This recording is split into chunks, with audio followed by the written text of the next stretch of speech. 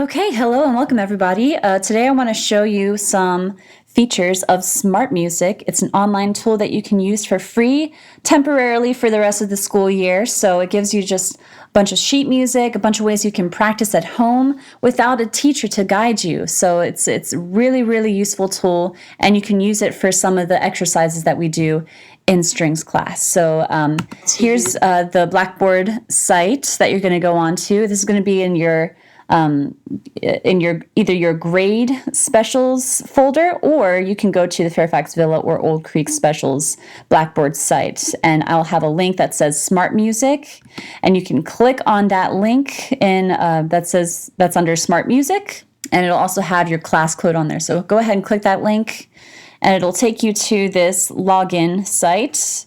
You don't have to worry about the username or the password. You're just going to go under here where it says, I'm a student, I need to join a class. And then you're going to put an email in, preferably your FCPS email. And then you're going to put the class code in there. So just copy and paste it from that Blackboard site.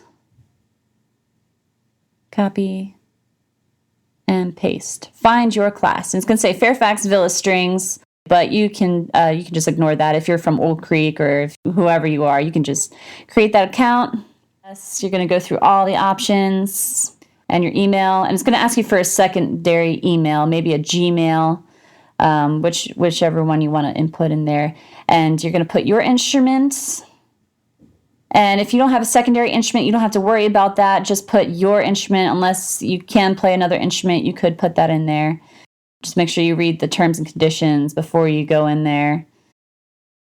If you're under 13, you do need parent consent for this, so just make sure that you get your parents okay. There is a form in Google Classroom that you can fill out with your parents, and then your parents can submit it to the school, just so that we are being safe and following the guidelines.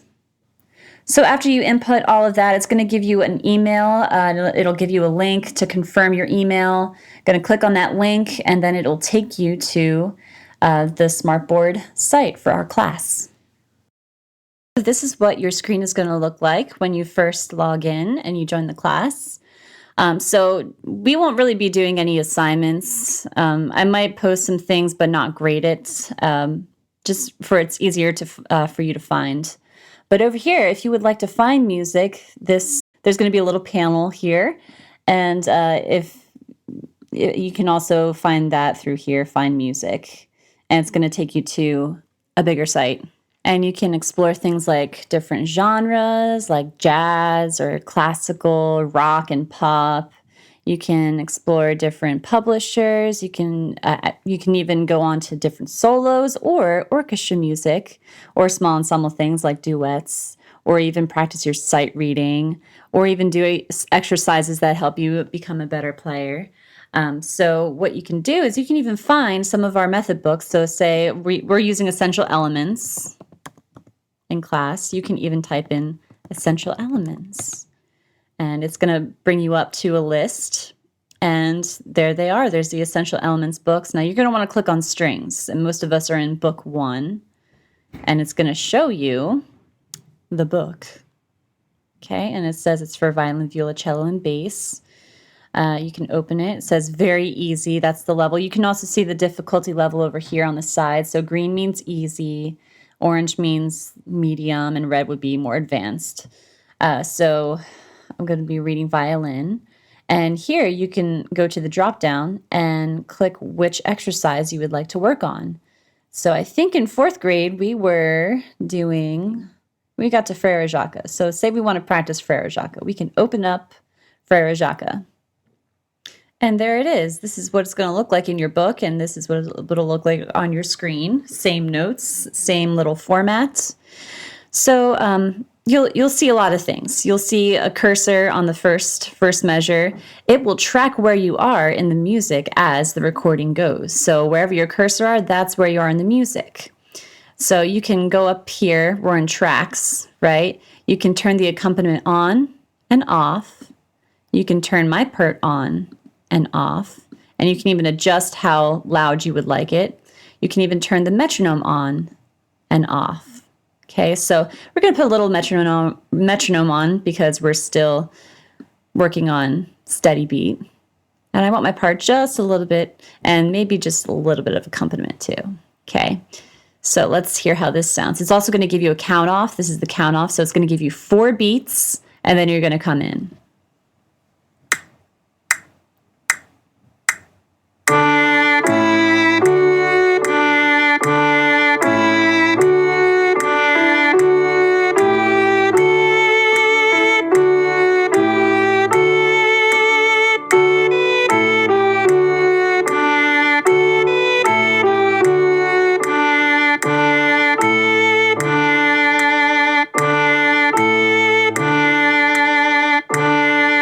And then it will just repeat it. So say that it's a little bit too fast for you and you want to practice it a little slower. Over here is your tempo track, so you can either click down by 1, or you can click on it and just type in whatever tempo you want, and it's going to slow down for you. You can either press play or press spacebar. I'm going to press spacebar. It's going to start for me.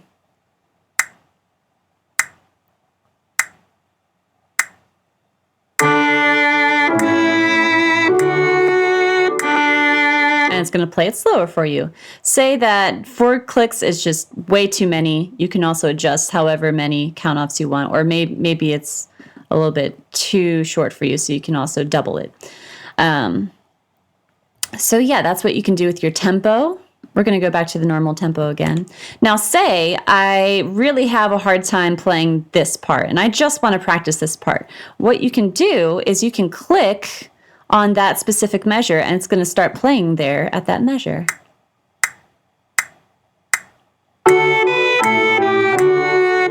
Okay, and you can also loop whatever measures you want to practice. So if you click on loop over here, click set, all right, and it's going to set automatically to that measure, whatever you're clicked on, and you can move however many measures you want to loop it as. So maybe just these 4 measures that I want to work on, okay? And you can either do a count off in between loops. It's going to give you that count off every time you repeat it, or you can turn it off and just keep looping it without rest. But I want to rest in between so I can have time to reset and think about what I'm going to play. All right, so I have my tempo. I have my cursor clicked at the note I want to start on. It's going to give me 4 beats to count off.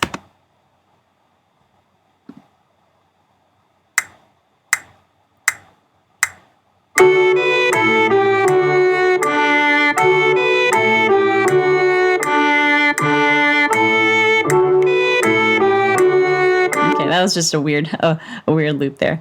All right, so, okay, and you can also adjust where you want it set as well. Okay, or you could clear it and set a new loop as well. Okay, what else does this thing do? Okay, so say you don't want to hear your part. You just want to play with that piano. You can also boost that, and it'll play just the piano.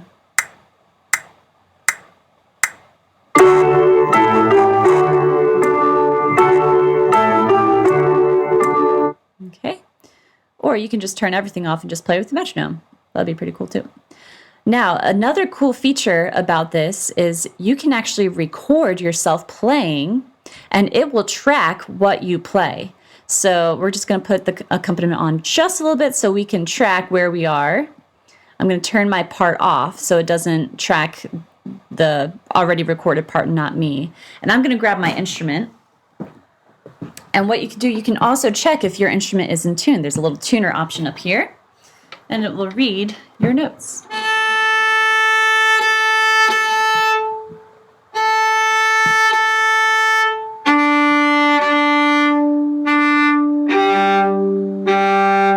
Okay, just like we do in class, we read it. We want it dead in the center, just like that. Okay, and if we hit record this time, it's going to record us playing along with the track. Okay, so we're going to test our microphone. Okay, and we're ready to perform.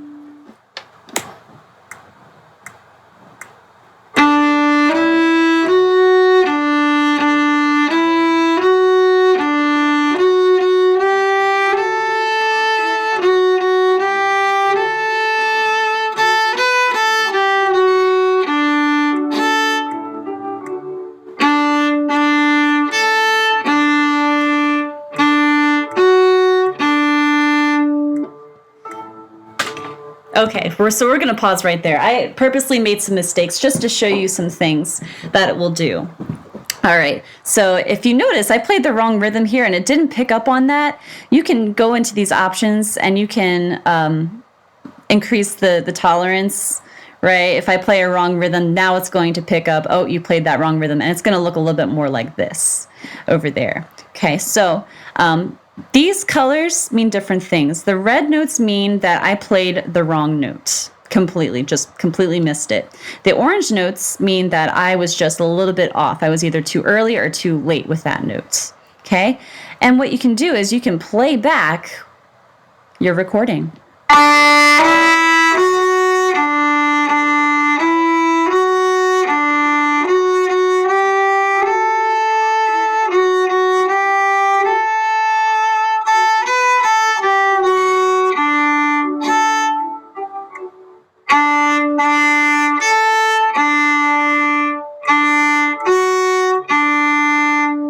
Okay, they were really nice. They gave me that one for free. I didn't even play that note, but yeah, that's because my tolerance was low. Okay, and so say that you really really loved that recording, or you just want to keep it for for memories. You can actually go up here to save your take. So you go to My Takes, and you can click that one. If you do multiple takes, you can click which ones you want, and you can go over here and hit Save. And it's going to make a little audio file for you to keep and save onto your computer. Now, say that your recording was a little bit like mine, it kind of buzzed a little bit. That just means that your microphone is a little bit too loud or too high. So you can go into your computer settings and change the input volume to a lower setting so it won't buzz as much. So there you go. You can even record and save your takes. You can also do multiple takes. So if you do this again and you want it to be a little bit quicker, you can go in and record again.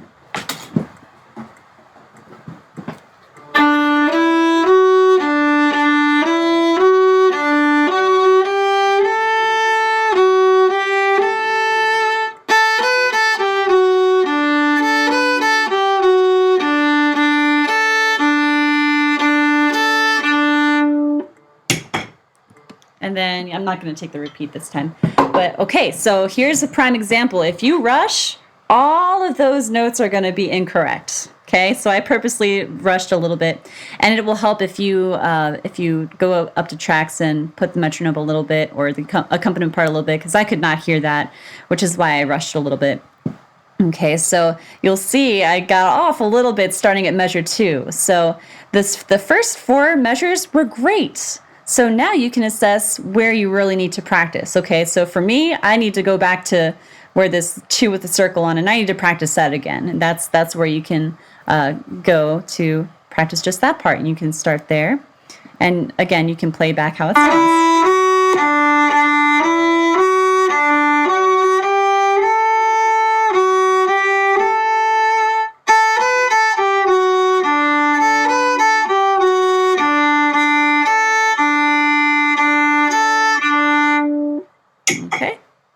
And again, you can go up to My Takes. Look at that. Both of my takes are still saved. And you can go ahead, click on that one that you want to save, and it'll make an audio file for you. Okay? Say that you're kind of bored with, the essential elements stuff. You can go back to SmartMusic. Just hit the big SmartMusic thing. It'll take you back to the home page. And then you can do Find Music. Say you really always wanted to try a Harry Potter solo. You can hit Harry Potter. See if you get any hits. Let's see. Look at this. All these options. Now you want to check the instrument because there's going to be some band instruments in here too. So you can go to a filter. Let's see. No, you want to go to instruments, and you can type in your instrument, viola. Okay? And it's going to come up with all these different ones. Now, if you're not sure which one you can handle, you can always check the difficulty. So here's a green one. This might be doable. Okay, so there's the book. It's actually a whole book of movie solos. And you can go in and you can find the Harry Potter one, or you can do any of the, there's a James Bond theme, there's Over the Rainbow from the Wizard of Oz, but we came here for Harry Potter, so we're going to click Harry Potter, open. And it will take you to the sheet music. There it is. You can even play a solo. You don't have to wait for those 15 measures. You can just click right where it starts. And look at that. It even tells you some finger numbers, low twos, high threes, low ones. If you're not sure how to play a note, you can go in and click on it.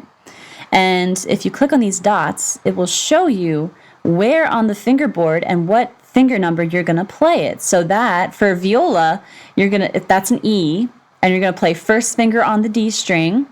And you can even hear how it sounds on the instrument if you click this little volume button. It's going to play it for you. Okay, so you can click any note.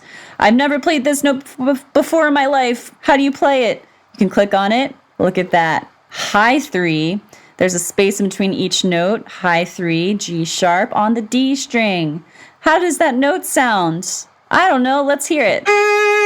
That's how it'll sound on your instrument. So you can click it and then try to play it on your instrument to see if it matches. Really, really cool.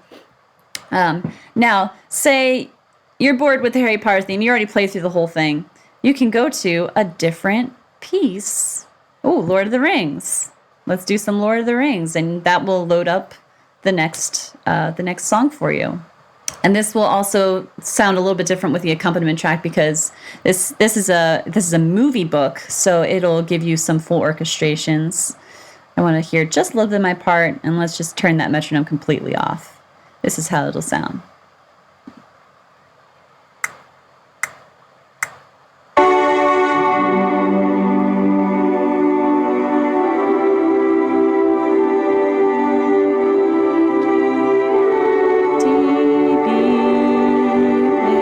Okay, I'm not sure why I wasn't playing my part. Let's turn the accompaniment off.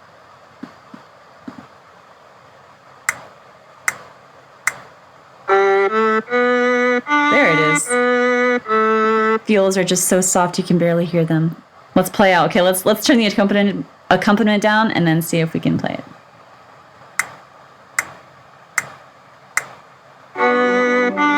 There it is.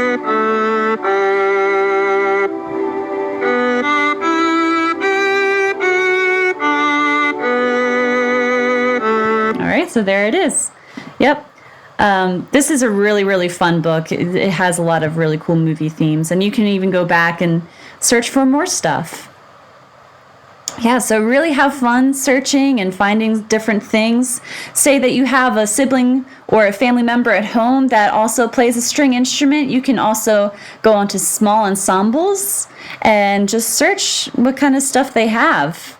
There's really a lot of possibilities for SmartMusic. So I encourage you to go on here, take some time to figure some things out, play around a little bit, and just have some fun with it. It's just really, really cool, and you can record how you sound. Just really, really fun ways to practice.